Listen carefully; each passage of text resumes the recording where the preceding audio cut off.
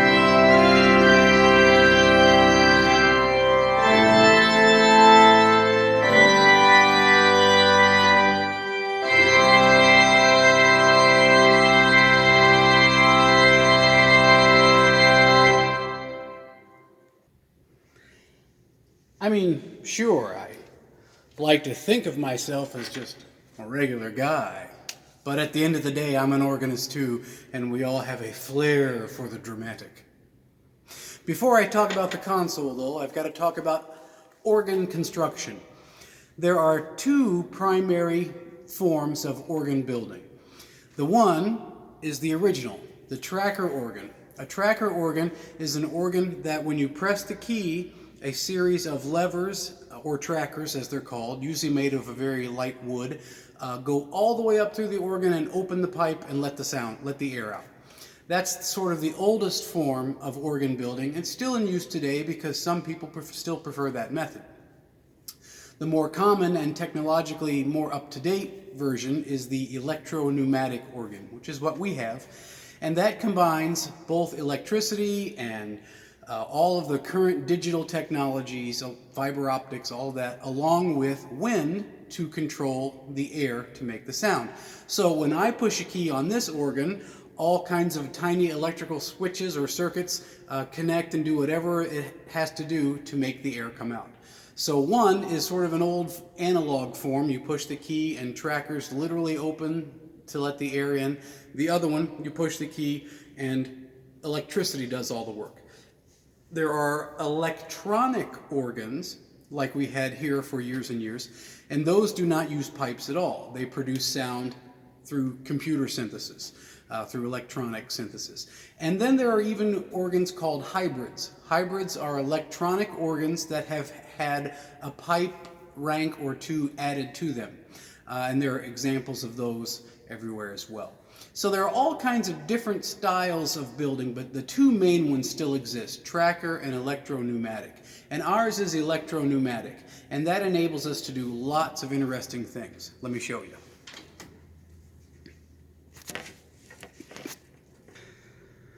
So the first thing we notice is that there are 3 keyboards and a keyboard for the feet.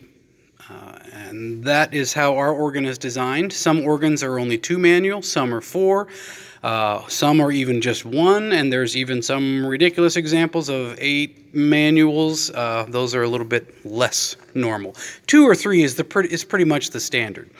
Each keyboard on our organ, they have names. This is the choir division, and we've already been to the choir chamber, the swell division, the great division, and the swell. And what we play with our feet is called the pedal, just like gas pedal or any other bicycle pedal. We play it with the feet. So each manual has its own set of stops.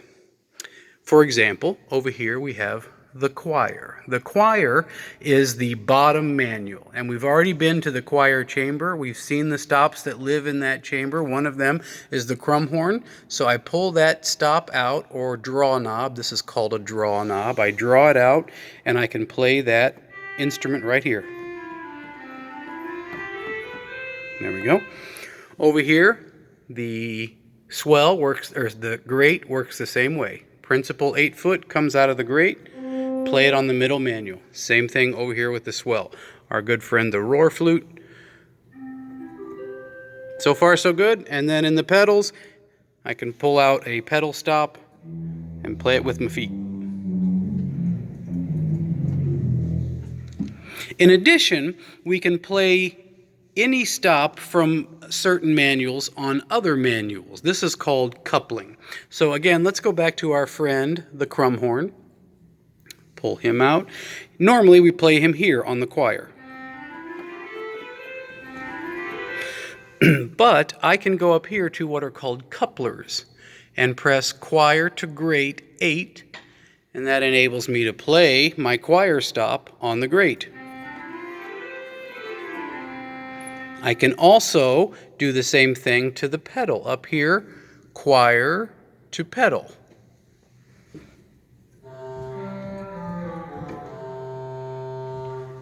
As well, I can not only couple at the 8-foot level, I can couple at 4-foot, which means it'll play it up an octave. And same thing down an octave at the 16-foot level. Now watch what happens. Oop. If you go too far, you run out of pipes. Those pipes don't magically appear just because you put the coupler button on. They still are limited by the number of pipes in the chamber. So basically, couplers enable us to play all the stops from any manual on any other manual. All these little buttons here, these are called pistons. And what pistons enable us to do is change the registration. Watch what happens when I push these buttons. They enable us to change the registrations on the fly. On the organ, this organ, there are 10 general pistons. General pistons change the registration across the whole organ. Also, there are 5 additional divisional pistons. Divisional pistons just change one division. Of course, there's nothing set on these guys. There we go. So I can change the swell registration at one time without affecting other manuals. I can do the same with the pedal. There are pedal divisional pistons.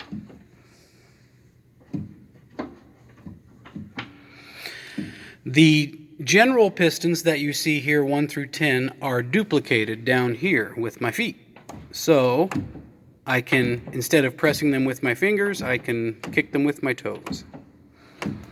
The pedals that you see here, open and close, are swell and choir divisions. There's the swell. Generally, the swell is always going to be in the middle because that's where organists like to keep their foot.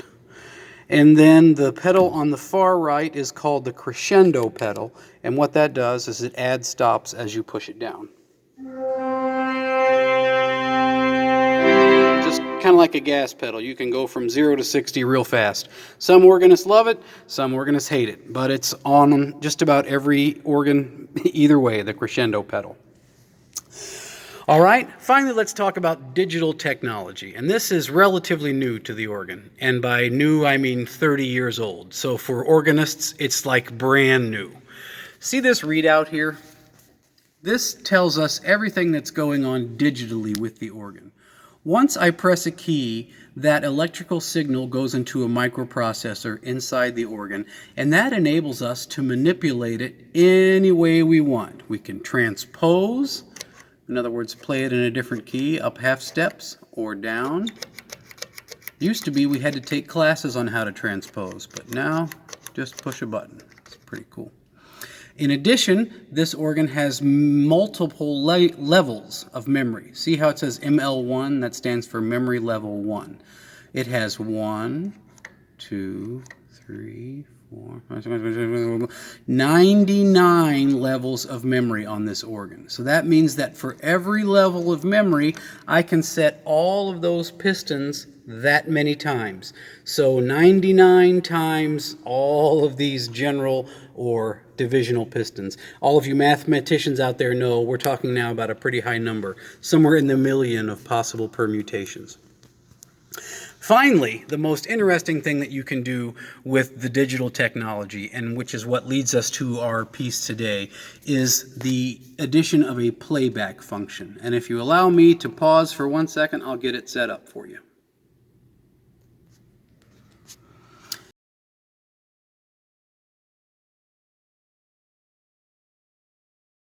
Recorded and played back. Now, of course, it's all digitally done. There's no old paper rolls that we use. I have to go through and record it in real time, and then it can be played back, and it will play back exactly as I played it. So I'm going to play today's trio, Rheinberger Trio number 9. In fact, you can see I even called it, I gave it a file name, number 9.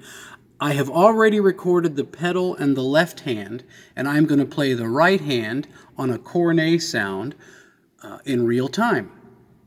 And so that way you can see how that technology works. Some people say it's cheating. I say it's just another wonderful asset of this instrument. And it comes in handy when I want to record something for the choir to sing along with. There's always risk involved, but, you know, I like to live dangerously.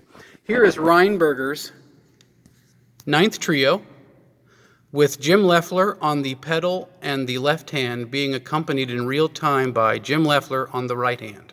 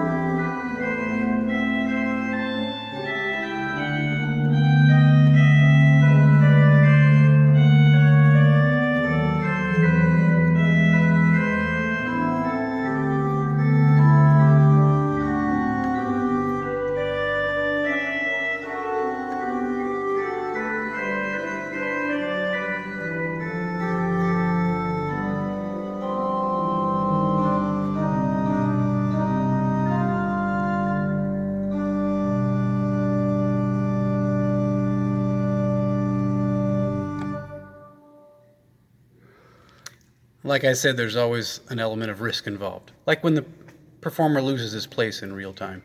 It happens.